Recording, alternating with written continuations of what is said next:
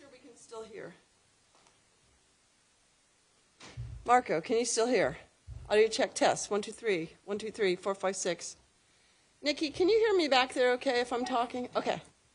The air is a little bit loud, and I'm going to lock these footers down.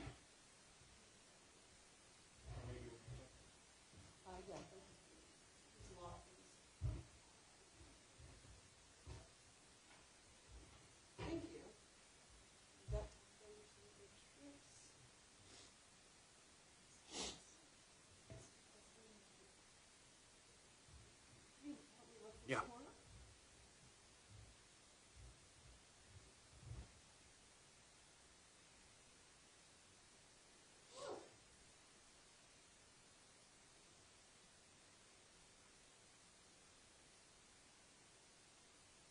Check 1, 2.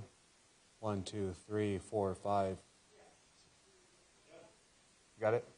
Awesome.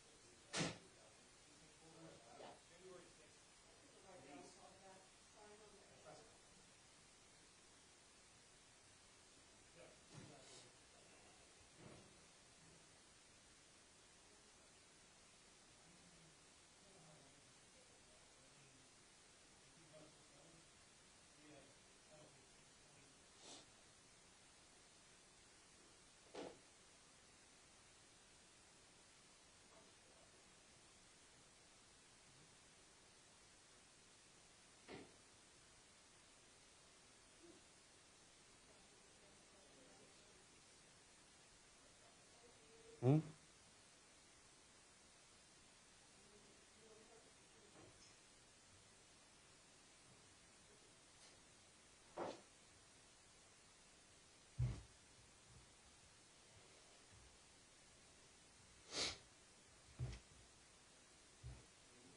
You're welcome.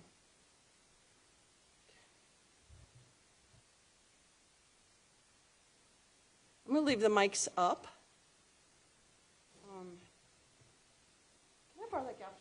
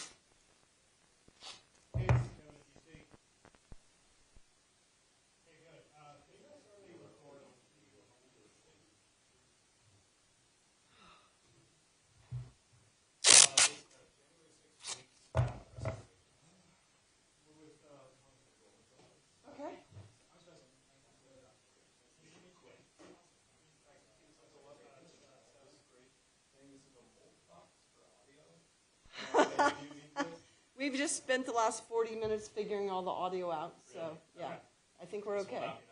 I don't think so, yeah. But thank you. Thank you.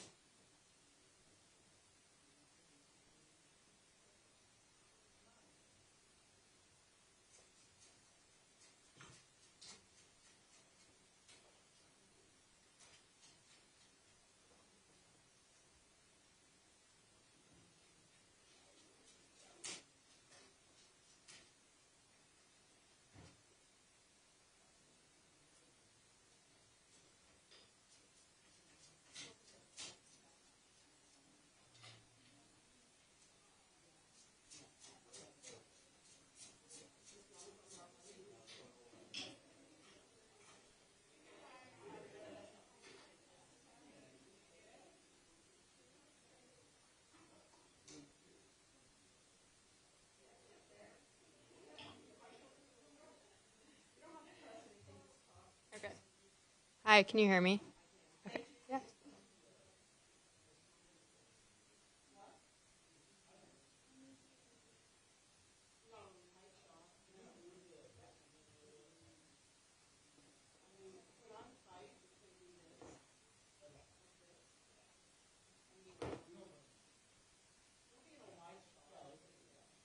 you want me to move this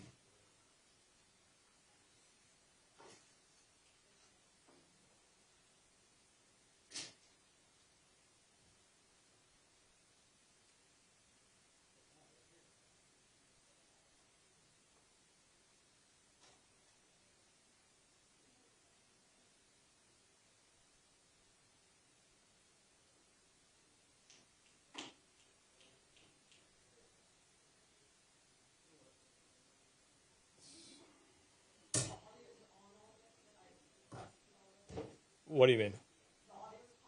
Okay.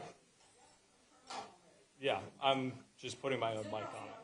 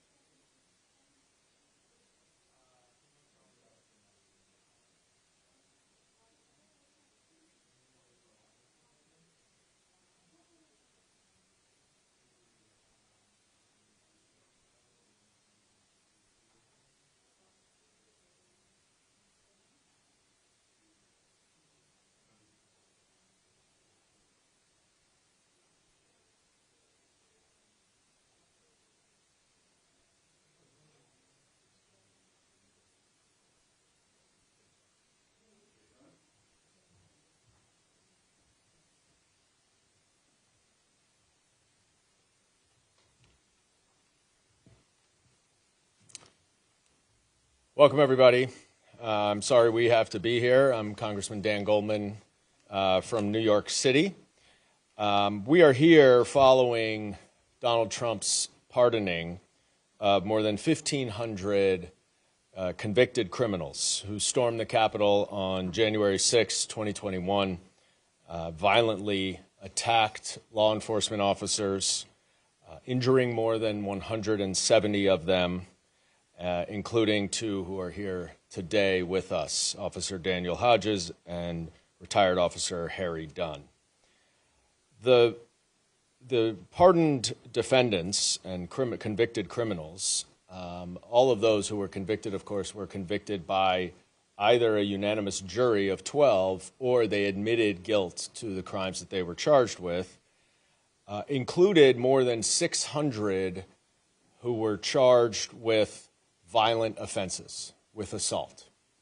And yet on Monday, Donald Trump decided that he wants to whitewash history, pretend that the riot of January 6th never happened, and that it was simply a peaceful walk through the Capitol. Unfortunately for him, video and photographs don't lie. And we've all seen the video. We've all seen the video of Officer Hodges in the well of the Capitol having his gas mask ripped off. We've seen the video of Officer Fanone, who was carried outside and who was tased by one of the defendants, one of the criminals who was released. And not surprisingly, those who have been released have made their intentions clear. These are far-right, violent extremists who have engaged in political violence, now set free by the President of the United States and encouraged, emboldened, inspired to not only fight on his behalf, but to commit violence on his behalf. This is effectively a militia that Donald Trump has created to support his political wishes and his personal wishes, which are always overlapped with his political wishes. We are here today to emphasize a couple of things. And first and foremost is that Donald Trump's pardons are a complete abandonment of all of the men and women in law enforcement around this country.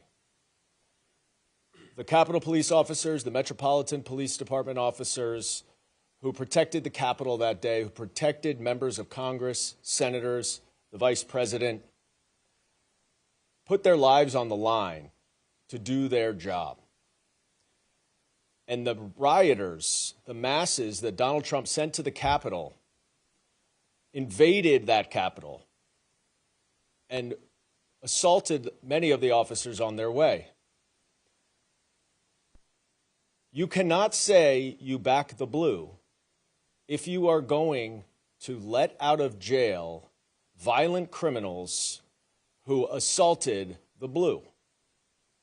So I don't want to hear Donald Trump or any of the congressional Republicans who refuse to speak out against these unjust and unconscionable pardons say that they support our law enforcement officers, because they do not. And we now are all here in the Capitol building where some of those defendants were walking today, having to wonder whether they're going to reenact the violence that they committed on January 6th. Officer Hodges works here today. We all work here. What impact is that going to have? Because if there's a single member of Congress who starts worrying about his or her safety or that of their family's safety, and that impacts the job that they do in any way, that is how democracy crumbles. That is how authoritarianism takes over. Because if there are personal safety concerns that influence the way that we elected officials do our job, then we cannot represent our constituents in the way that we took an oath to do. And that's not because of us. That's because Donald Trump has set out a militia on this body, on this building. And we rely on Officer Hodges and other Capitol Police to protect us, but they also have to be worried. And it's simply unacceptable that the President of the United States would release so many violent criminals, so many people, some of which were convicted of seditious conspiracy, a very rarely charged crime. And it's simply unacceptable, and we're here to bring light to that. I'm honored today to be joined by three other members, Congresswoman Houlahan from Pennsylvania, Congressman Jason Crow from Colorado, Congressman Eric Swalwell from California, and as well as Officer Dunn and Hodges, and I will pass it on over to Congressman Crow. Thank you, Congressman Goldman. It's always an honor to stand here with my colleagues, and especially an honor to stand here with these heroic officers, Officer Hodges of the Metropolitan Police Department and Officer Dunn, formerly of the U.S. Capitol Police. Listen, this is very simple. Donald Trump inspired a mob that came and descended on this Capitol, surrounded the Capitol, trapped me and many of my colleagues in the House chamber, and brutally attacked hundreds of officers, wounding over 140 of them. What a shameful day today, or yesterday, that he then went and pardoned hundreds of violent criminals. Regardless of your political background, the letter behind your name, it shouldn't take any partisanship to condemn an act of pardoning violent criminals who brutally beat police officers. But that is exactly what happened. And we are going to retell that story over and over and over again, because it's what these officers standing behind me deserve. It's what the other officers who stand guard today deserve. It's what police officers around this country who put their lives on the line for our community safety deserve. Our backing and support when they do their duty, when they do their job every day, not the lawlessness, the chaos, and the disregard for order and rule of law that Donald Trump represents. So with that, it is my honor to turn this over to my colleague, Houlahan from Pennsylvania. Thank you, Representative Crow, and good afternoon. It is an honor and a privilege and very humbling to be standing here amongst these heroes. As Rep. Crow mentioned, Officer Dunn and Officer Hodges, I'm grateful to you for your service. I'm Houlahan. I come from just up the road, our nation's birthplace, the Philadelphia area.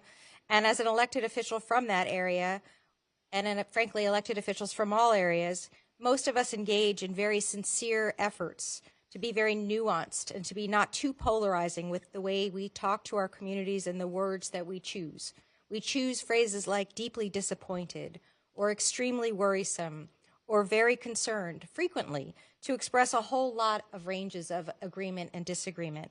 But today, those kinds of words really fail us because they're totally and completely inadequate to describe our feelings as we stand here. Because I'm here this afternoon, personally as a veteran who's taken an oath to defend our homeland and to keep us all safe from dangers both foreign and domestic. I'm also here as the daughter and granddaughter of veterans. I'm here as a person with family who served as police and police chiefs, and as someone who deeply and daily is grateful to the men and women and all of the people who take these oaths to protect and to defend us all. To say that the only reasonable response to President Trump's blanket pardon of more than 1,500 supporters who assaulted police when they stormed the U.S. Capitol 4 years ago is a shock or an outrage or a profound sense of outrage and betrayal is not adequate enough. So many of you all may not call this an insurrection, but I do.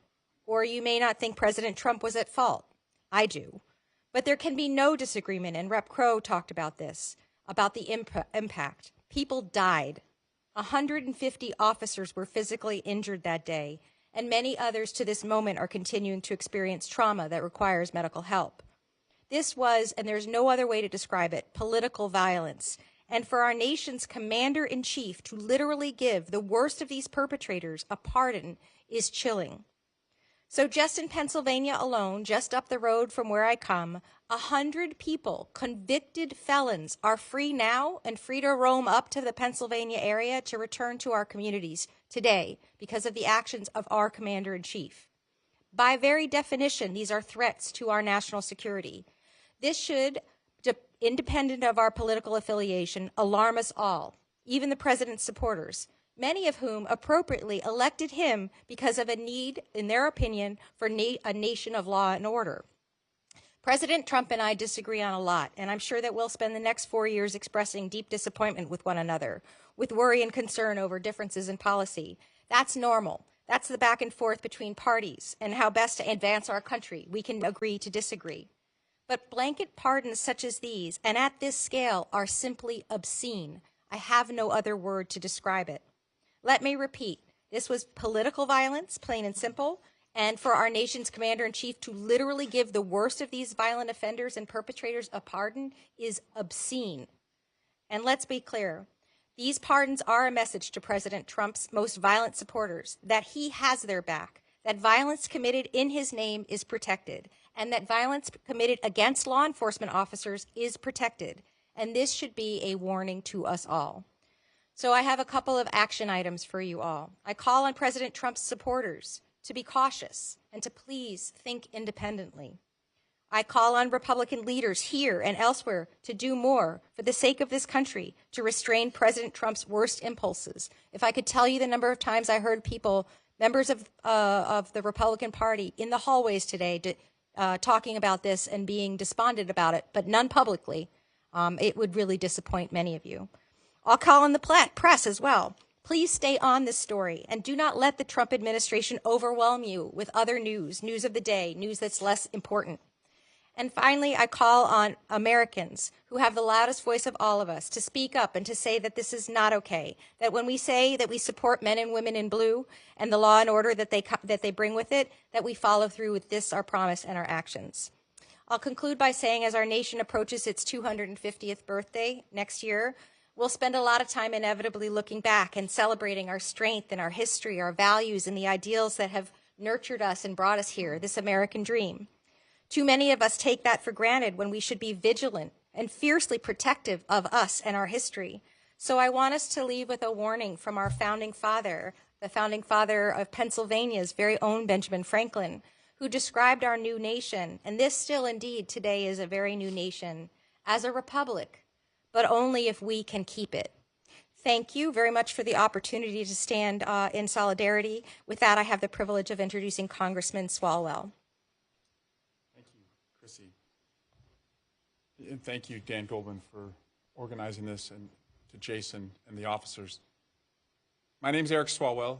I'm the son of a police officer.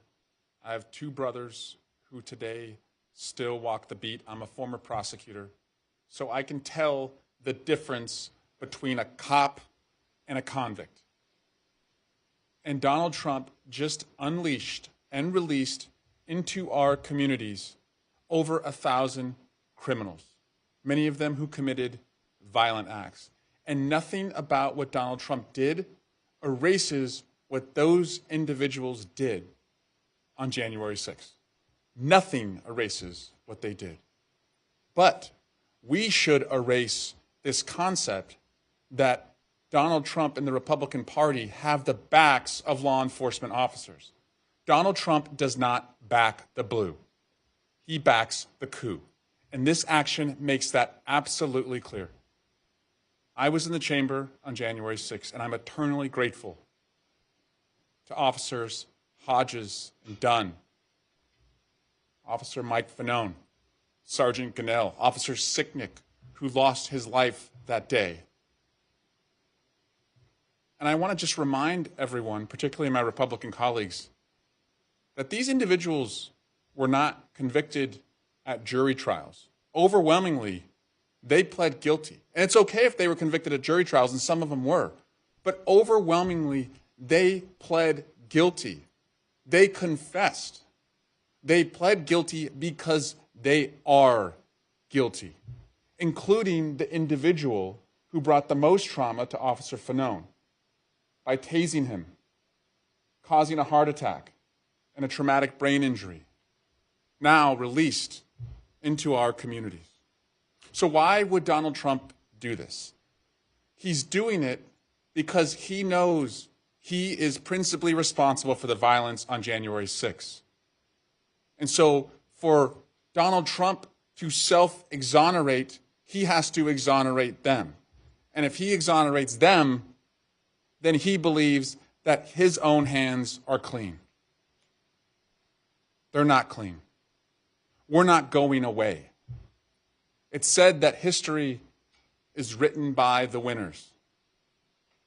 Donald Trump won an election, but he has not won the truth.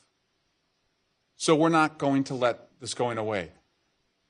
We're going to hold our Republican colleagues to account.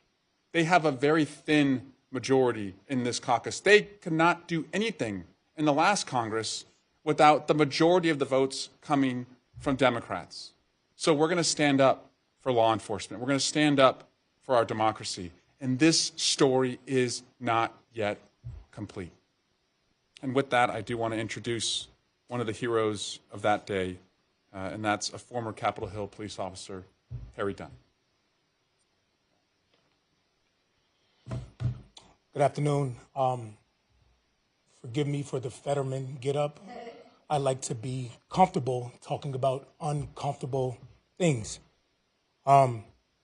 Was just going to talk off my head, the top of my head, and I know I could get a little carried away, a little emotional, angry. I mean, if you're not, something's the matter with you. But I did write down something that I did want to make sure that I say. Donald Trump made what he did a campaign promise. He was clear about where he stood. He was proud of the people who stormed the Capitol on January 6th. He made this very clear on January 7th, 2021.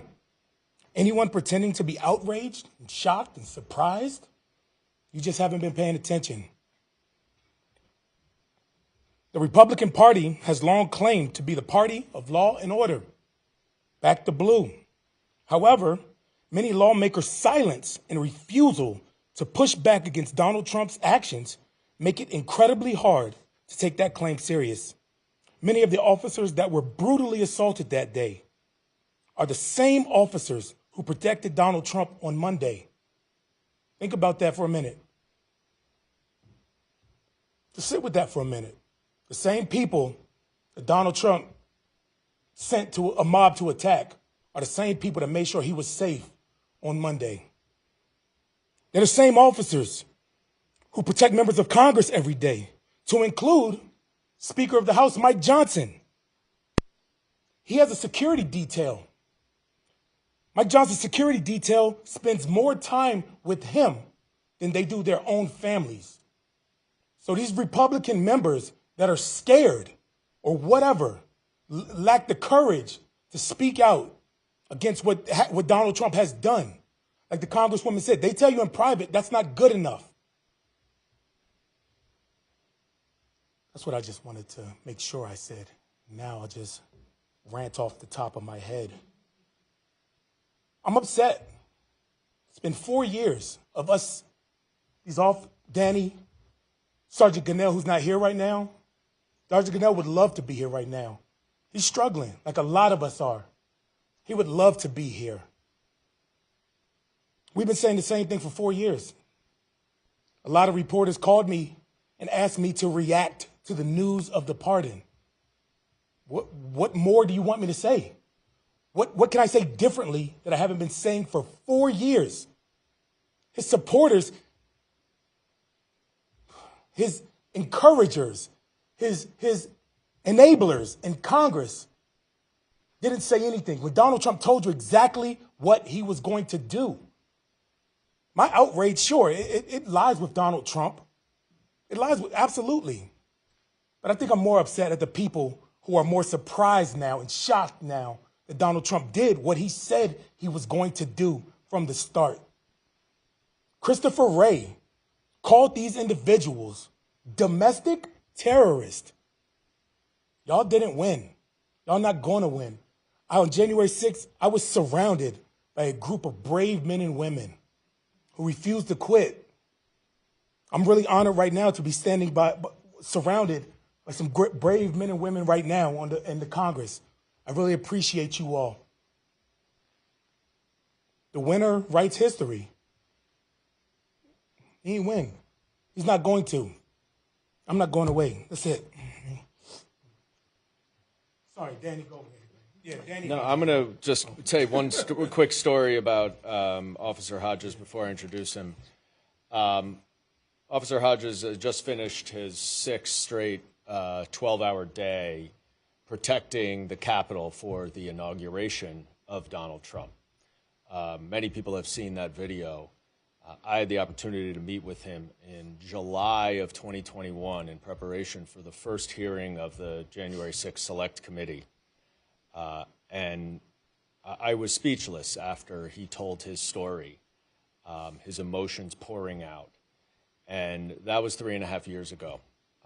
And it is shocking that we are here and that all of the effort and the work and the pain that these officers have gone through have tried to be erased by Donald Trump. Officer Hodges.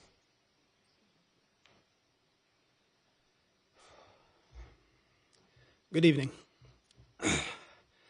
I'm here today in my personal capacity, and I hope you'll forgive me if I am a bit scattered because, as the congressman said, I've been working pretty much nonstop since last Friday, I think, for Donald Trump's second inauguration.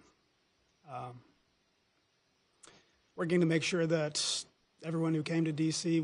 had adequate law enforcement services, that they were protected, that the transfer of power was peaceful.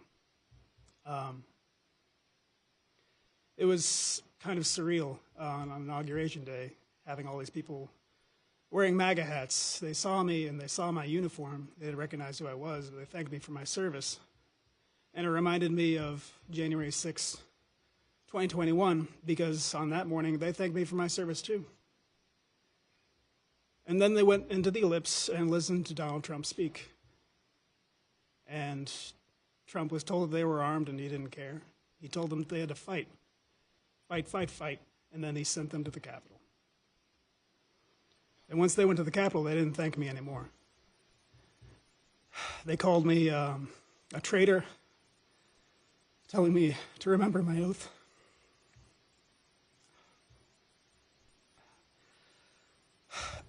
I was beaten, crushed, kicked, punched, surrounded.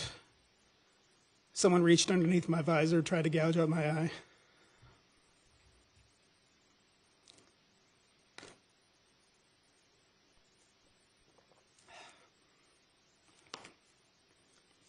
And all these people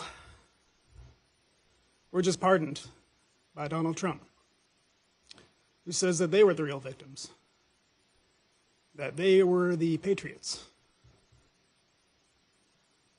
I don't understand how anyone can believe that. Donald Trump, everything he is, everything he stands for is anathema to me.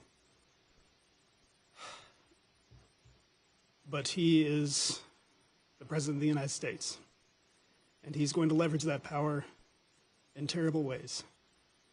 And one of the first ways he chose to do that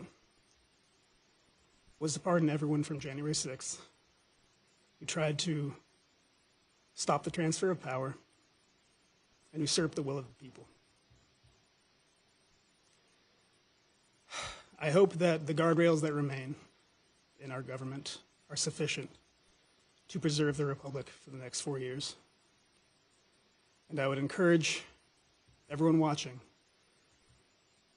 to look with fresh eyes on what Donald Trump is doing, what he's saying, and continually ask yourself if this is who you want to represent yourself to your children, to everyone else in the world, to your neighbors, to your friends, to your family. Because while he has been elected, those in Congress who enable him are still answerable to you. And they're afraid of losing their jobs precisely because too many people offer their unwavering support for Donald Trump. If you begin to think, even a little bit, that we can do better than Trump, then their support for him might waver too. And he's not going to be able to ram through his horrific agenda quite as easily. All that being said, the people who attacked us on January 6th are free now. They can try it again. And they'll know, if they try it again in the next 4 years, they know they'll get pardoned again. But that doesn't matter. Myself, I'll be there if I'm needed. I'll do it all again. Members of the Capitol Police, MPD, will be there. Thank you.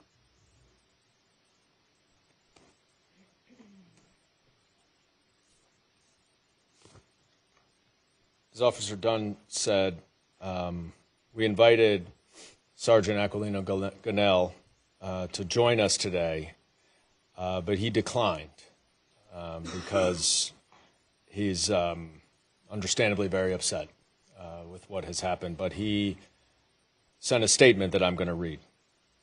On January 6, 2021, I was just doing my job and fulfilling my oath to defend this country.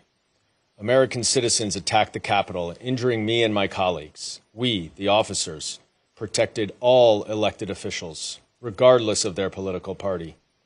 For nearly 25 years, I have served this country honorably in the Army and as a police officer. I have cried, sweat, and bled for this nation at home and abroad against foreign and domestic threats without hesitation. I am an immigrant from the Dominican Republic, a naturalized citizen, who nearly lost my life defending the Constitution and the rule of law in the building that President Trump was just inaugurated in. It's worth noting that many of the officers who guarded his inauguration were violently assaulted by the people that President Trump pardoned later that day. And Trump only pardoned them because they committed crimes under his banner and were fighting for him. These were rioters who attacked police officers. In my case, more than 40 rioters assaulted me. I sustained multiple injuries and underwent 2 surgeries, repairing my right foot and left shoulder. I had cuts and bruises all over my body that day. Yet, despite my injuries, I showed up to work on January 7th. Exhausted, traumatized, injured, and betrayed, I continued protecting those same lawmakers who turned their backs on us. For a party that claims to have the high moral ground when defending the rule of law, law and order, and backing the blue, these pardons are the height of hypocrisy. The veil has been lifted. The Republican Party does not support the officers who saved their lives from the enraged mob who made them run in fear for their lives. At the tunnel entrance, I risked it all. I was maced, overwhelmed, and attacked for trying to prevent the marauders from hunting members of Congress room by room. Yet Republican elected officials turned their backs on us. They refused to acknowledge the siege. They excused and condoned what transpired instead of denouncing and condemning the assault. The Republican members who we protect every day continue to invite the attackers to return to the crime scene and personally give them guided tours of the Capitol. They are welcomed as heroes, but treat the officers as thugs, dishonoring our service of saving their lives. They refuse to install a plaque with the names of the officers who defended the tunnel entrance as mandated by their own laws. It's a miscarriage of justice, a betrayal, a mockery, and a desecration of the men and women that risked their lives defending our democracy. I thank President Biden for issuing preemptive pardons for me and my colleagues. I did not seek a pardon because I did nothing wrong, but my family and I are grateful for unnecessary measures. I never thought honoring my oath to protect and serve and speak truth to power would require a pardon to protect us from those very same people who claim to support police officers, the rule of law, and the preservation of our democratic system of governance. Because that is what I did to the point of nearly losing my life. And to many Republicans, that's my greatest sin. Sergeant Aquilino Ganell. We're happy to open up to any questions for anyone here.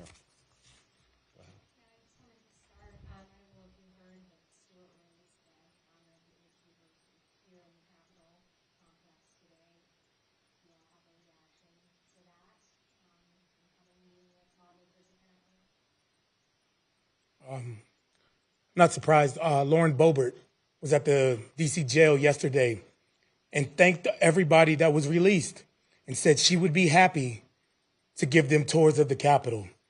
However, myself and Michael Fanone went to meet with Lauren Boebert to ask her why she voted against giving the U.S. Capitol Police the Congressional Gold Medal. She refused to meet with us. I'm not surprised. And we're going to see a lot more of that. I heard that Stewart Rhodes was petitioning GOP members to try and secure the release of whatever remaining January 6 convicts there are. I guess he's trying to fill out the ranks of his new militia.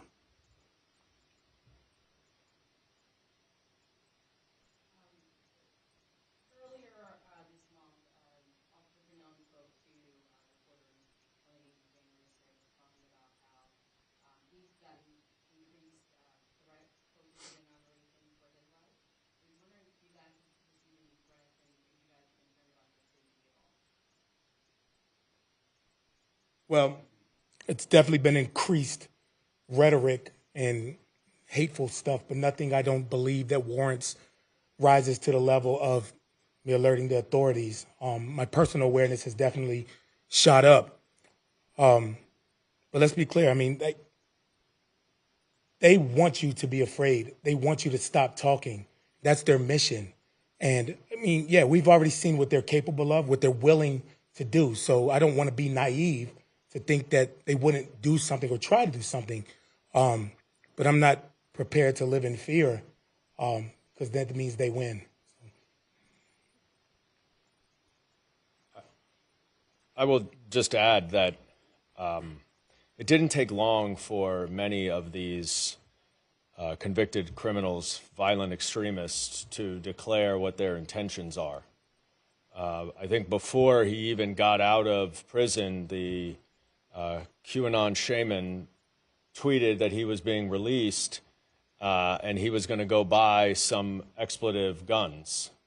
Enrico Terrio, the leader of the Proud Boys, who was convicted of seditious conspiracy and sentenced to 22 years before he was fully pardoned, went on a right-wing radio show and started talking about how this was just the beginning and that we need to spend the next 4 years making whatever this is permanent for 100 years.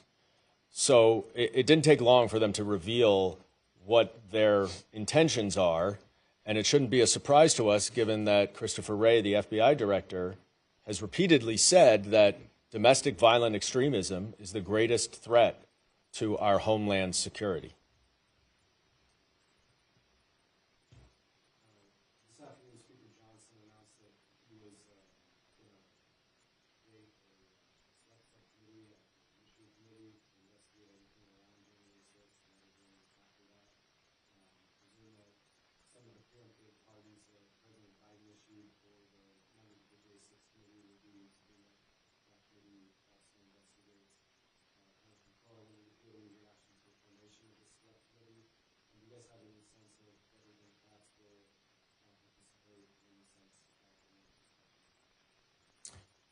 Sure. I also saw the news about the creation of this select subcommittee under the Judiciary Committee. It is, of course, a farce that is intended to try to cover up their abuse of process in Donald Trump's pardons, right? They don't want to talk about what Donald Trump is doing. They don't want us to be telling the story like these officers are today. So it's another diversion. It's another distraction. in an attempt to rewrite history, but also to confuse folks. But, you heard pretty clearly today that we're not confused and we're not distracted, nor will we be.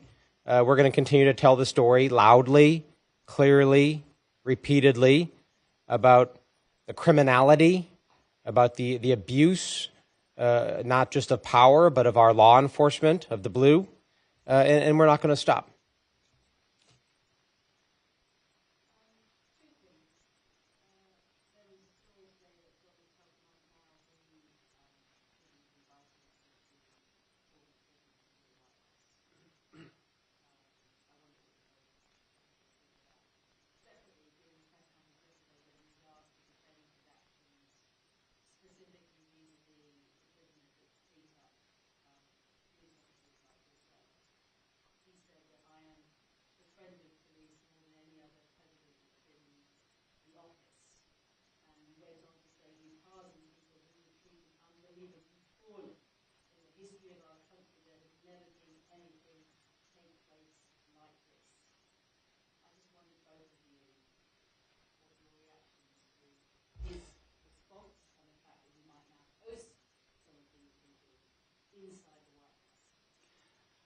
Well, he's right about one thing. There's nothing like January 6th that's ever happened in our country before.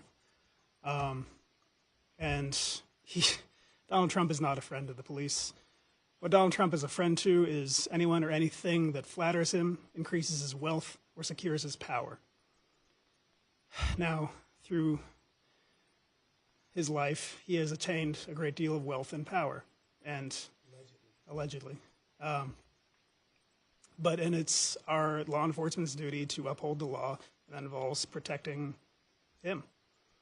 So he appreciates that aspect of law enforcement and that we guarantee his safety and his place in society until the voters choose differently. And as for inviting these people into the White House, I mean, yeah, of course he would do that. He recorded them singing the national anthem and played it at his rallies. He's absolutely tied himself to these people, and he can't let go of that, because if he were ever able to come close to the truth, he would have to admit his own role in the insurrection, and that's never going to happen.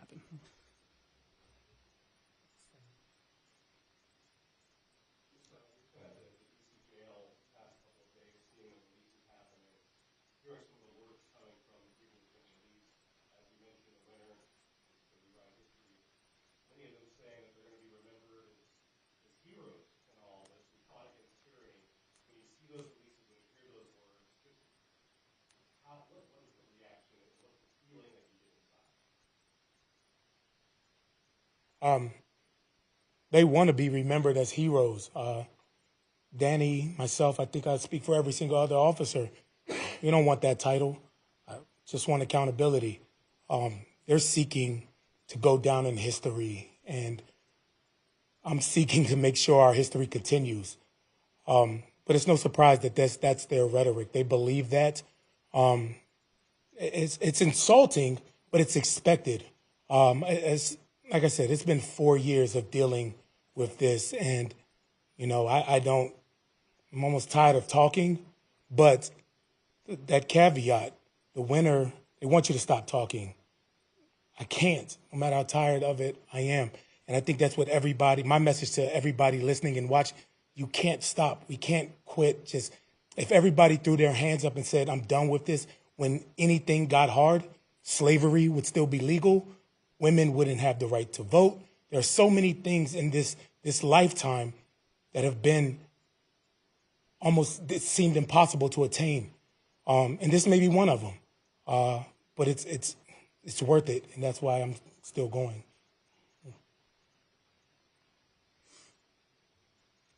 You cannot normalize Donald Trump's actions.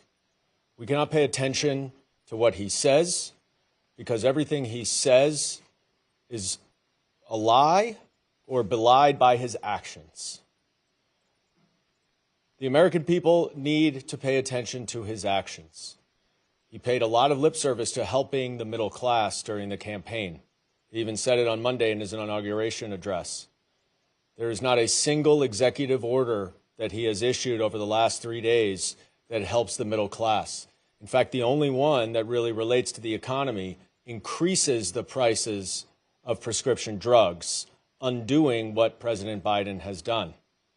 And then when he's confronted with the fact that that man right behind Officer Dunn in the red was released after tasing Officer Fanone, you know what Donald Trump's response was?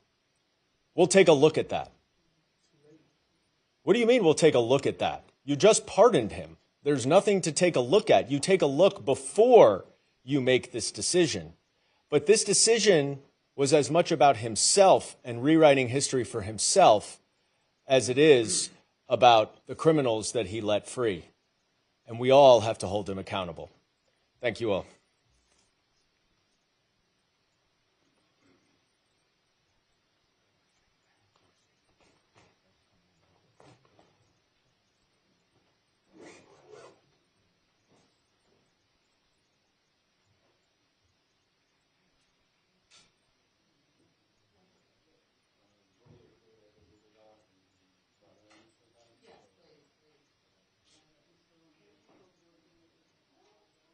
Thanks, Kevin.